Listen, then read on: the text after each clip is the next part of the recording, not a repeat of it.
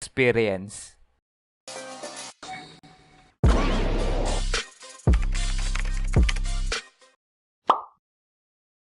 Okay. Ngayong mga repa, ikikwento ko sa inyo ang mga panahon na araw-araw ako nagja-jogging. Meron ako dito nakakatawa at hindi malilimutang experience na gusto kong i-share sa inyo. Kasi, bakit naman hindi, di ba?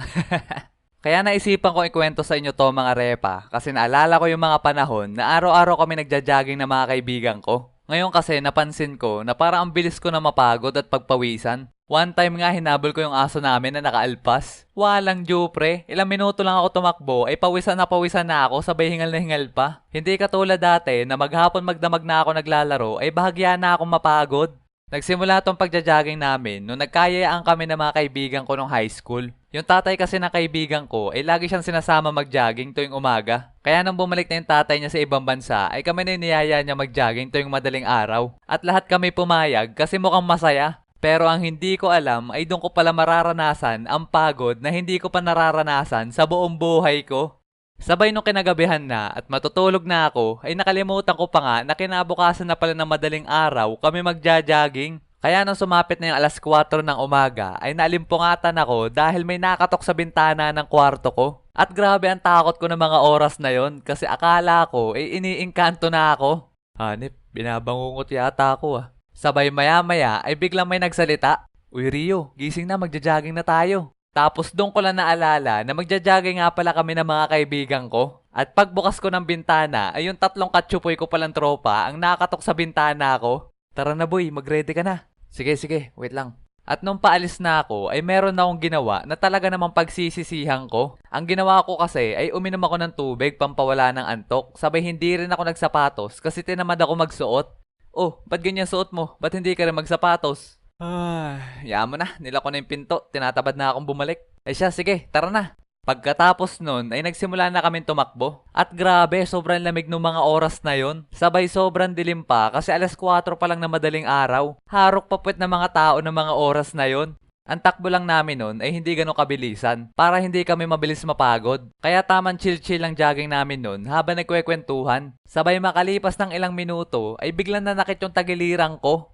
Teka lang mga pre, inaatay ako. Inaatay ka? Uminom kaya ta ng tubig bago umalis kanina. Bakit? Bawal ba yun? Yun lamang, aatayin ka nga niyan. Gusto mo ba lakad muna tayo? Sus, wala to. Tara takbo ulit. At dahil sa ayoko matigil ang pagja-jogging namin at masabihan ng mahina ay tiniis ko yung sakit ng tagiliran ko at bumalik kami sa pagtakbo. At grabe mga repa, ang pakiramdam ko na mga oras na yon ay parang sinaksak ako sa tagiliran. At makalipas ulit ng ilang minuto ay napansin ko na parang nananakit na din yung paanan ko. Yun pala ay nagkaroon na ako ng palto sa paa dahil nakatsinelas lang ako tumakbo.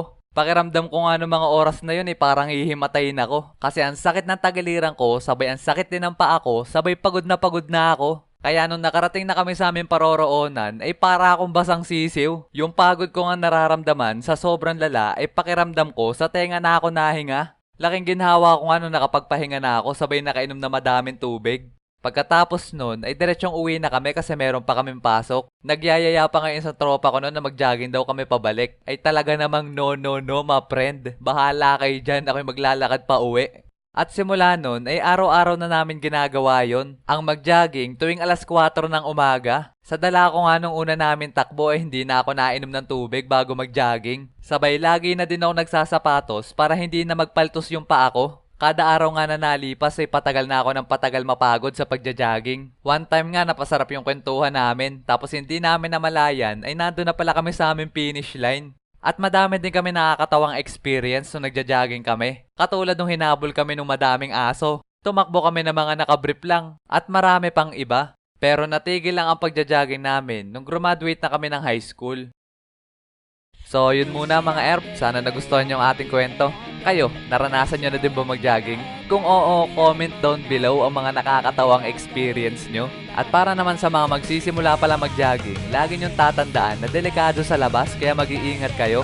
At kung nagustuhan nyo naman ang ating video ngayon, huwag nyo kakalimutan na mag-like and subscribe at pindutin nyo na rin yung bell notification na yan para updated kayo sa ating mga padating pang animation.